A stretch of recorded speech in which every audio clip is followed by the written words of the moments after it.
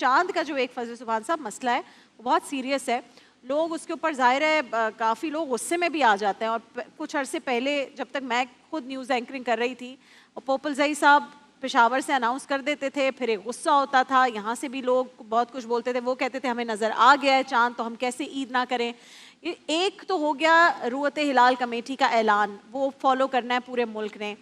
एक है जो कैलेंडर कमेटीज़ बनती हैं और वो कई सालों का बता देती हैं कि जी 2026 में ईद उल फितर इस दिन, ईद उल अज़हा इस दिन, 2027 में ऐसे 28, 29, बहुत सारे ममालिक में वही फॉलो हो रहा है। हमें क्या फॉलो करना चाहिए? वेट करना चाहिए, इंतज़ार करना चाहिए, या पहले से जो प्रेडिक्शंस आ रही हैं उनको देखना चाहिए?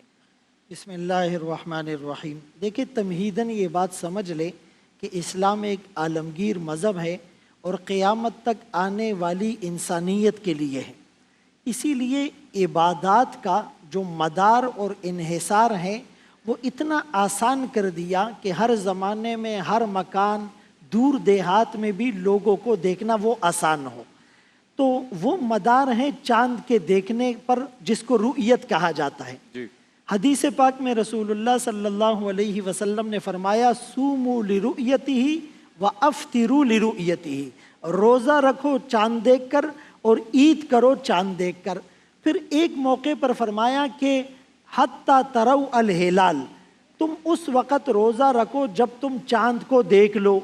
फ़इन गुम्मा अलैकुम, अगर तुम्हारे ऊपर चांद मुश्तबे हो जाए, नज़र नहीं आए, बादल मौजूद हो या आसमान अबर आलूद हो, तो तुम्हें उसकी तह पर पहुंचने की और जहाज़ों के ज़रिए से जाने की और ऐसे माइक्रोस्कोप और इंस्ट्रूमेंट और इक्विपमेंट के ज़रिए से ढूंढ कर लाजिमन तलाश करके लाना ये ज़रूरी नहीं है।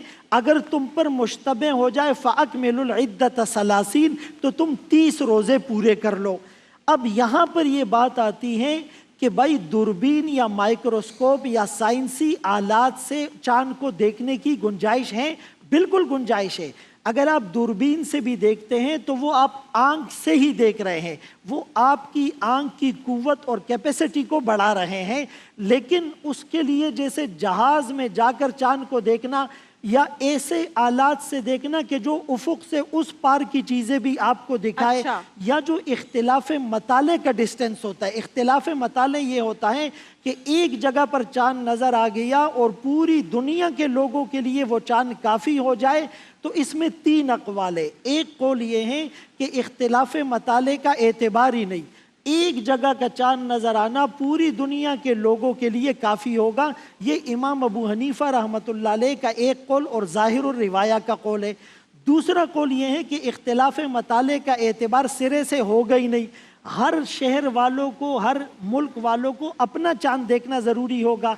तीसरा कौल जो जमहूर का है, साहिबैन का, वो ये है कि जो करीब वाले शहर और मुल्क होते हैं, बिलादे करीबा, वहाँ एक जगह का चाँद नज़र आना दूसरों के लिए वैलिड और मोतबर होगा।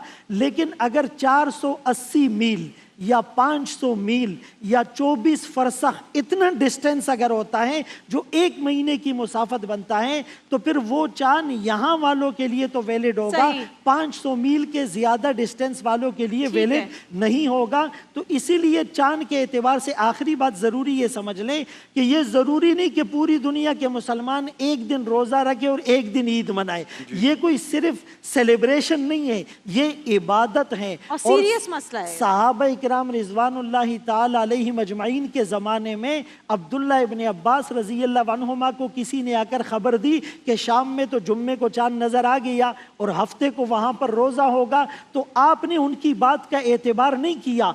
आप लोगों ने खुद चाँद देखा, हफ्ते को नजर आया तो रोज़ा इतवार का हो गया। कितनी शहादतें चाहिए होती है चाँद की? अच्छा, उस ज़माने में भी एक तो रोज़े में और ईद में फ़र्क हुआ है, दूसरा एक है चाँद की पैदाइश, एक है चाँद की रुयत। तो यहाँ चाँद की पैदाइश का एतबार नहीं होगा, हो सकता है चाँद पहले पैदा हो गया और चाँद की रुयत का एतबार होगा। इस एतबार से फ़र्क